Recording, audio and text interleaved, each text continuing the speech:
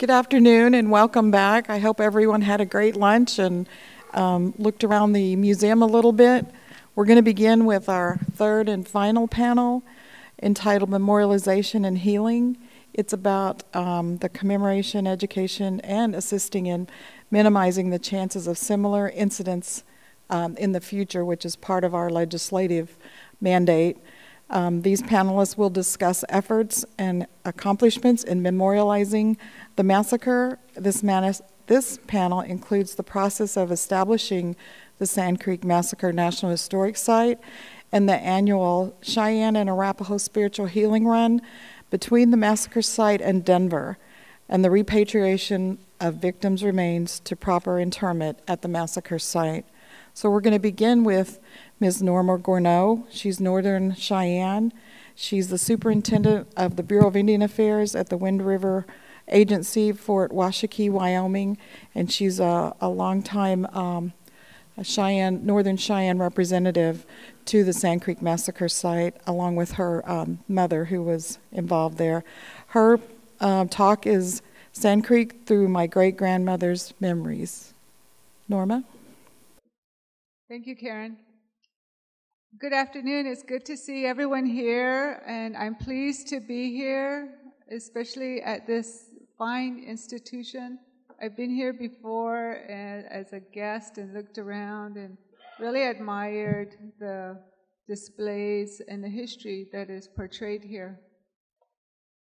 Now, all of us have our own history. Today, we're talking about the Sand Creek Massacre and all of the events associated with it from beginning to end. I am a Northern Cheyenne from Montana. I'm a product of my mother, my grandmother, and my great-grandmother, who I knew personally. My great-grandmother, her name was May Woman Black. She was born in 1880.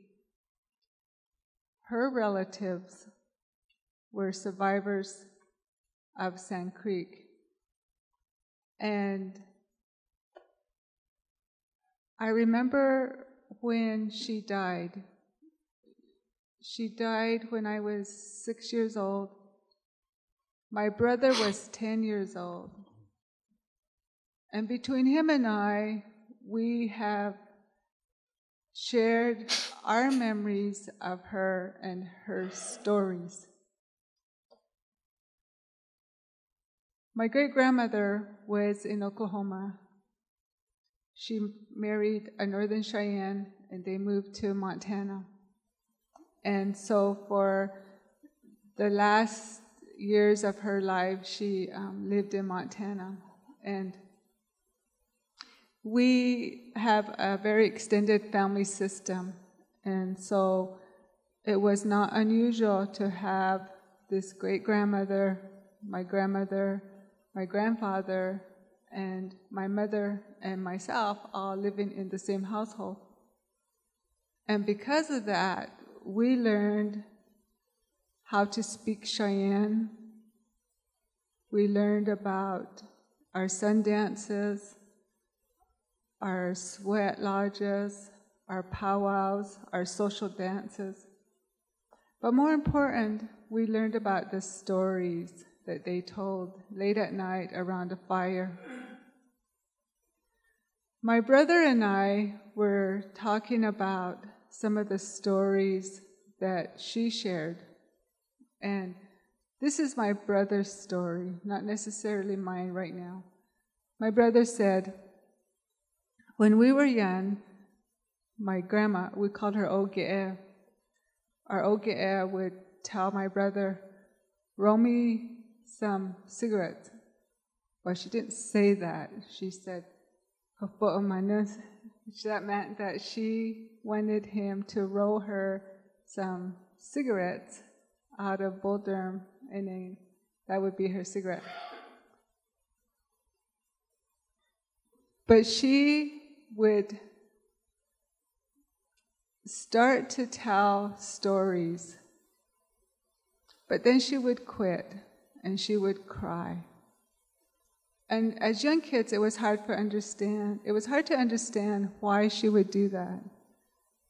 And it wasn't until we got older that we realized that her memories were too painful to share at times. And other times she would share how scared they were and how frightened the people were, and when they had to go hide and escape and run from the soldiers. She would be okay with that. But then other times she would cry because it was too hard for her. So we always grew up knowing that we were descendants of black cattle that was at Sand Creek. And so for many years, we just knew that. And it wasn't until later that my mother started to get more involved with tracing the genealogy. And with her and her good friend, Agnes Brady, they would talk about it. And so then I became involved. I worked for the tribe, and I became more and more involved in the Sand Creek Descendants Association. So from my grandmother's memories, my old grandma, my grandma's memories, and my mother's, to now, and what I share with my children, we're perpetuating the story, the good parts and the bad parts. And it's our history, and it's something that we're handing down to our generation. When in 1996, there was already a lot of people, some really wonderful people that had been working on the genealogy project for Sand Creek. And at that point in time, it was just trying to trace your history through ancestral charts, birth certificates, death certificates, trying to trace your history back to a descendant from Sand Creek. Well, in 1996, there was already a lot of people that had been working on it, some wonderful people, Laird and his wife, representatives of Southern Cheyennes and the Northern Arapahoes, and the Northern Cheyennes had been working on this project because we knew we were all descendants of someone from that massacre. And in 1998, we all decided to make it formal, and each tribe designated representatives to represent them. And so for the Southern Cheyennes and the Southern Arapahoes, we call them the CNA tribes, they selected delegates to represent them in this effort to trace our descendancy. And for Northern Cheyenne, we already had a descendancy organization. I became part of the Sand Creek Massacre Site Project Committee for our tribe, along with Steve Brady, Otto Braided Hair, Luke Brady, Reginald Killsnight, Lee Lone Bear, Mildred Tauble, and Huldah Roundstone. Those were the people that were actually very involved from Northern Cheyenne. And then the Northern Arapaho had been working on it, and they formally designated the Ridgeleys to be part of this project. With the help of a wonderful, wonderful attorney named Steve Chestnut, we drafted a bill that went to the Senate. And what that bill did was to try to find the actual site of the village and the massacre site. And that took some work. But what that first bill did was it formally recognized these three tribes and their history, and that they were now charged with finding the actual site. So the three tribes started working together as a collective group along with the National Park Service. And along the way, some great friendships were formed, and if like when we see each other, it's like a great homecoming, for us to see each other again. So the first bill introduced the concept of this collaboration among all of the tribes, all of the descendants, and along with the National Park Service. And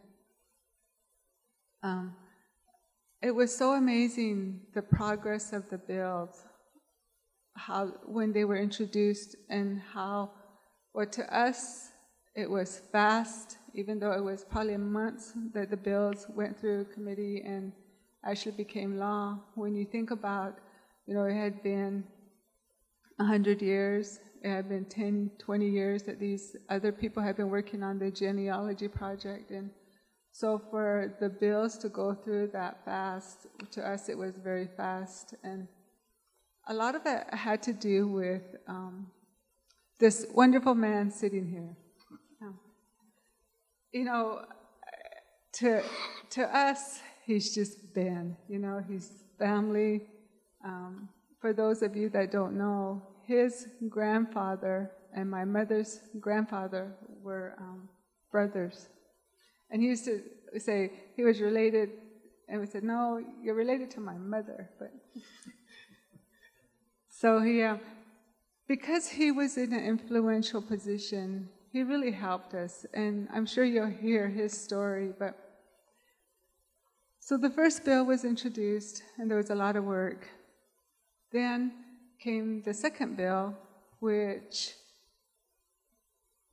was to actually designate the site because of all the work that had been done, and to authorize the Park Service to now purchase land that had been identified within the site. So that was the second bill, that was also very exciting. And then the third bill was when land had been donated to the Southern Cheyennes, and then the Southern Cheyennes donated it to the Park Service so that it became a permanent part of the Sand Creek Massacre site. And so those three bills went through Congress, and we now have, a site. There's been a lot of work with the tribal members and with the National Park Service and with partners from other agencies and other institutions that have come to help us. So we still have work to do. We now have a general management plan that's going to define how that site will be managed and what specific things that we as tribal members want to see at the site and at the research center. So we still have work ahead of us, but along the way, along this whole big journey, we have some just excellent people that are helping us. These people are great historians, and through their work, their continued work, we have learned so much about Sand Creek and the events that led up to it, the day of the massacre, the events that happened afterwards, and the collective stories that have come to date. And you heard the events of the letters that led to so many other things. And that was the work of David Hollis. And we have Gary Roberts that is with us. We have Tom Myers. We have Ari that wrote a wonderful book. We have, just in addition to the tribal representatives, we have such a wonderful collection of people that are helping us. And with the assistance of Ben, we've been able to get things accomplished through Congress that we thought would never happen.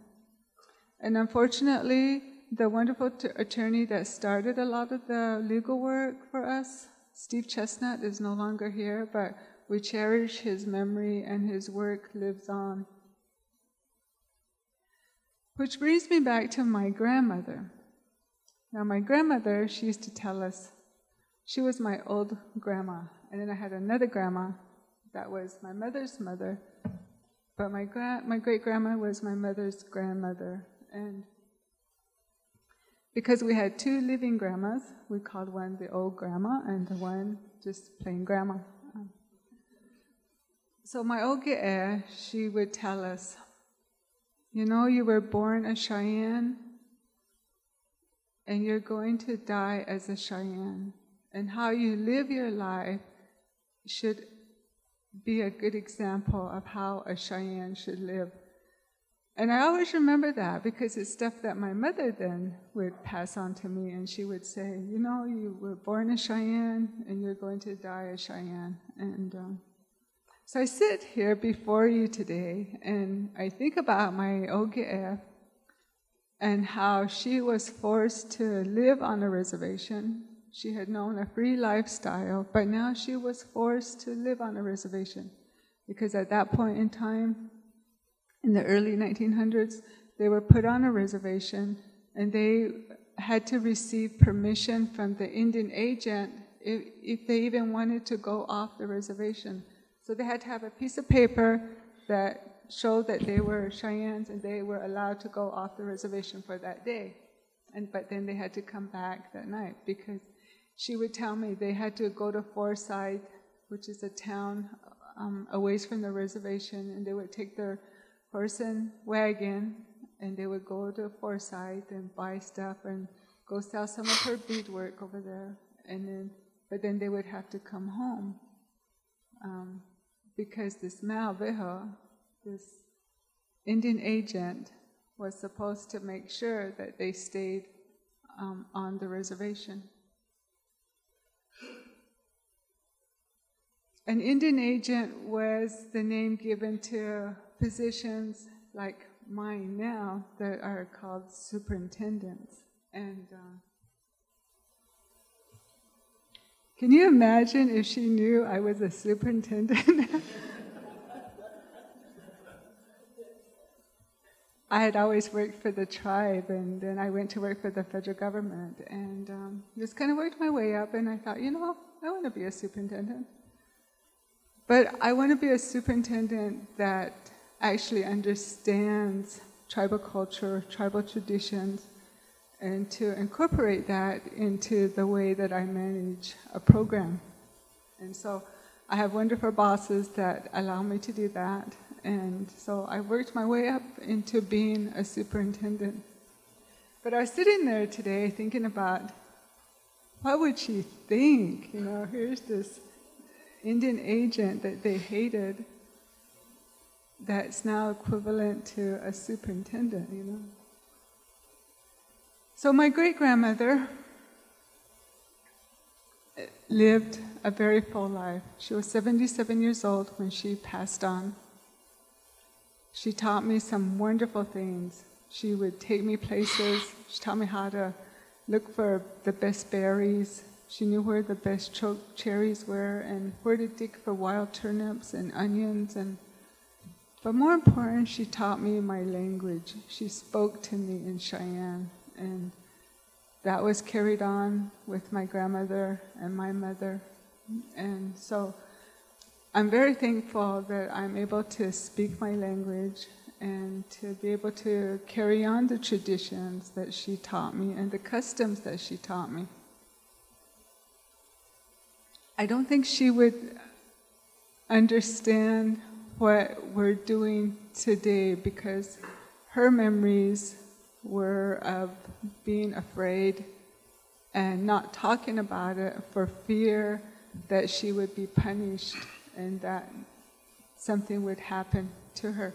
You have to understand, too, that our people went through a period of, right after the Battle of the Little Bighorn. After that incident, the Cheyennes went and hid because they knew the soldiers would be coming after them.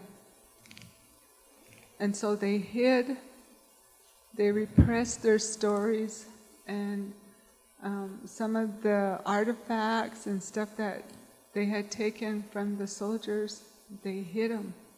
And they never really talked about that because they were afraid that if they said, or if they told what they knew, that someone would come and get them and that they would be killed for it.